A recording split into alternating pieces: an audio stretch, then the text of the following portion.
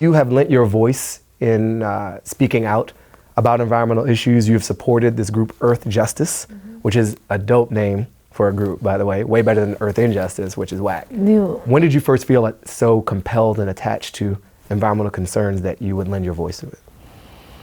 Wow, I don't remember when I started understanding that the world is like our backyard, you know. I remember this little segment from Sesame Street where this kid is brushing his teeth and he leaves the water running, and you can see the pipe going from his faucet to this pond, and there's a fish that has a phone, and the fish is like swimming, and then the water keeps going down because the kid just leaves it running, and then finally the fish is like at the bottom with like this much water, and he picks up the phone and calls the kid's house and says like, hey, could you turn the water off? And then the kid turns it off, but the fish is still left with like this much water. So maybe that's when I really understood, like, literally, we are affecting the world around us. But also I have a very kind of hippie mom that's very green and very conscious and like doesn't use plastic bags, and really instilled in us this idea that we are responsible. We are responsible for the world around us and for our kids and our grandkids. She had this 7th generation concept that she picked up somewhere and kept instilling in us, that we're borrowing it from the future. It being our home, the only home we have. And by we, I mean people who can't afford to get on that ship to Mars if it ever happens, you know? I'm so glad you brought up Mars. Yeah, because I feel like it's like the shell game, you know? Like there's like a this hope that if you can convince people that there's another place to go to, maybe globally, we won't be that concerned, like, oh, we'll get a new one. Right. We'll always have a new planet. That's right. It's like the ultimate expression of the disposable culture that we live in, you know? Yeah. That you can like use it up and just replace it. Disposable Earth. Yeah, and that may happen, maybe, but I doubt you or I will be able to afford a ticket. Yeah. Or probably anybody watching this. I've seen the consequences of irresponsible business practices and irresponsible home practices. Tell me, what does that mean? You've seen the consequences? Oh, like, well, I used to do a lot of work. I had a summer job with the Portland Parks and Recreation. I like you pared that down. Yeah, it felt like a lot of work to me as a 13-year-old. I had a summer internship. It felt intense because we were out there sweating, but you know, we would be in a lot of cleanup areas. Our job was not to clean up like toxic waste, but you'd see these streams that somebody had decided they could dump their industrial waste into. Particularly when it's a small environment like that and it's like a small body of water, you just see immediately how first it's filthy and you recognize that there's a change, and then the plants right on the edge start to die. And you understand that wildlife's not there anymore. So you've seen the consequences. In a very small scale, you like understand like, wow, irresponsible waste leads to death of not just wildlife, but places that I enjoy. And if you associate, you know, your need to drink water every day with any clean body of water, and you recognize how quickly it's unpotable, I feel like those direct experiences kind of drive it home. Because maybe for a lot of people it's a very abstract concept and it feels really far away, and we don't think about how we get our tap water and how we get our food. And you did this song, Endangered Species. Correct. With the beautiful sand painting music video, by the way. Yeah. What were you hoping your fans and listeners took away from that song? Well, ultimately, I think the mission of music is to, it's to nourish, you know. First and foremost, I want it to feel good when it comes to people's ears. So I'm less worried about the message because the message is in it. You know, I got my message out, and now it's for you to absorb how you wish. But in that video, one of the things we were portraying is this idea that even your plane ride has a direct effect on life. Not just like wildlife, on life on this planet. We live very disconnected from the natural world, and it's easy to not notice how even small decisions affect the world around us. So one of the ideas we were portraying was literally, you know, a plane ride, or continuing to ride planes or engage in modes of transportation or consumer habits that ultimately eat up more than they can give back will destroy the habitat of species and certainly of us eventually. So what are the decisions you're making? What behavior are you modeling with your concern for the planet?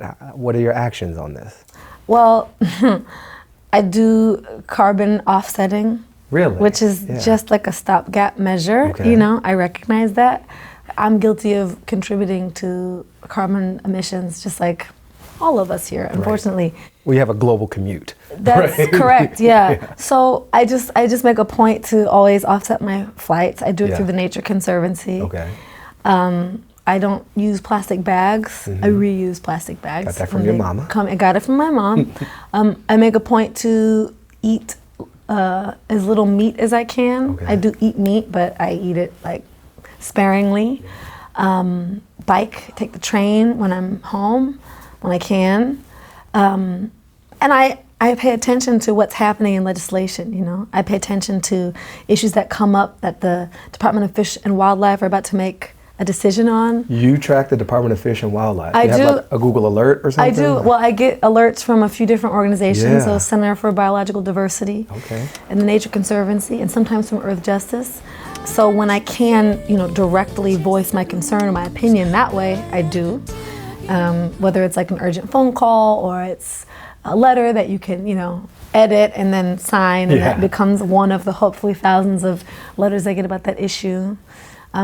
I think a big thing is, you know, following the world around you like you would follow a series. You know, I know it's not enough, but I'm also learning like how to accommodate my life so that I can use my, you know, 1/8 billionth of the resources on this planet. You know, which is really what it boils down to.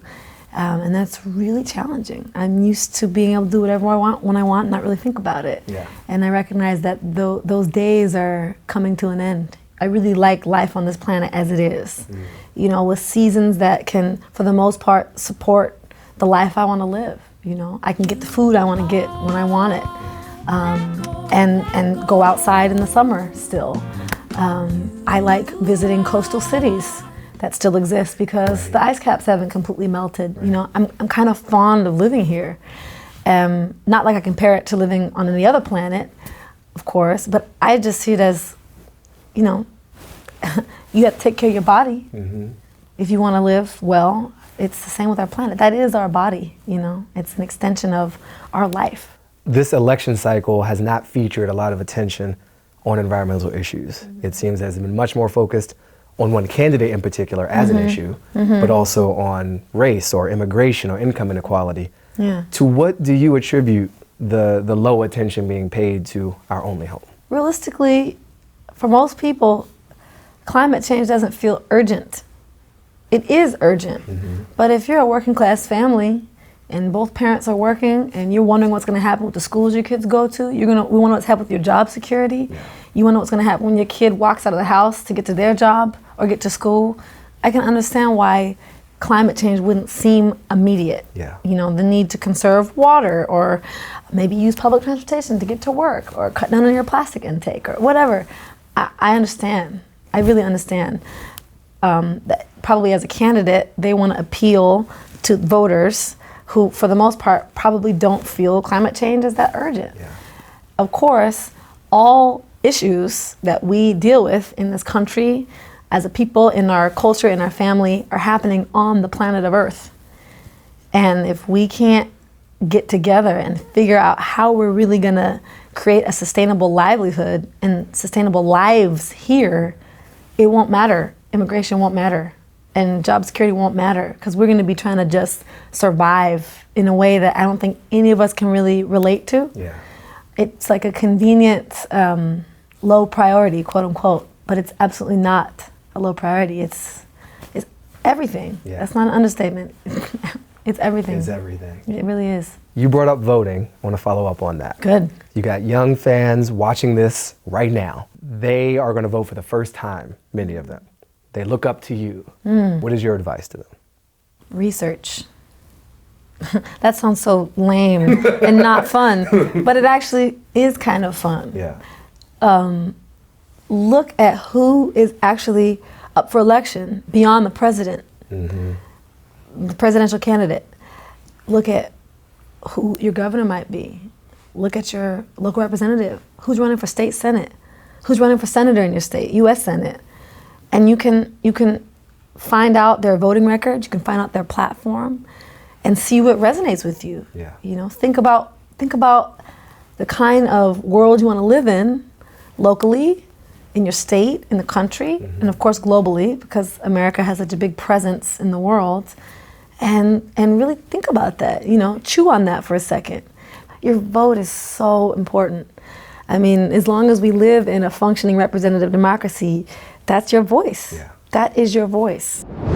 All right, that's a wrap on the issues for now.